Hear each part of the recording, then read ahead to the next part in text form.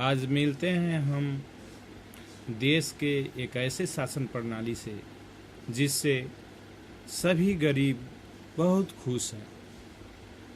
और क्या कहते हैं, तो भोजपुरी में एक प्रयास है,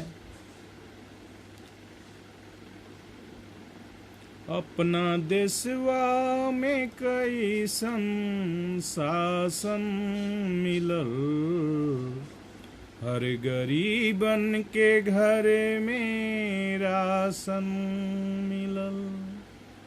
हो अपना देशवा में कैसन शासन मिलल, हर गरीबन के घर में राशन मिलल।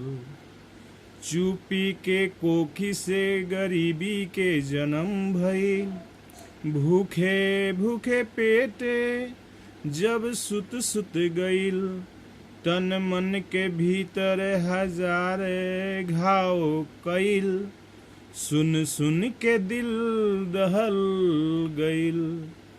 एकरा पहिले त भाषण पर भाषण मिलल, अपना देशवा में कैसन शासन मिलल। कटल जिंदगी जन के बेहाली में, लचकत रहल गरीबी के बदहाली में, जाने कैसन हो गइल बा इंतजार में, चुक हो गइल बा पहिले बाजार में। सिलेंडर पर 10 लाख के बीमा मिलल, अपना देशवा में कैसन शासन मिलल।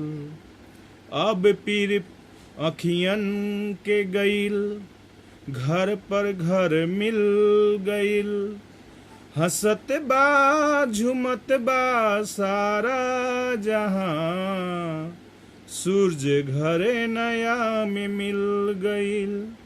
आयुष्मान में 5 लाख के सहारा मिलल,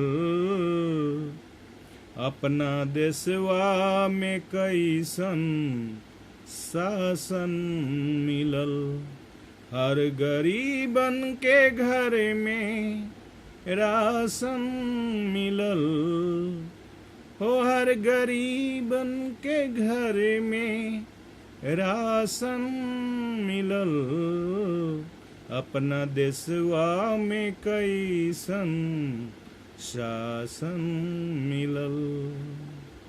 हरिओम, हर हर महादेव।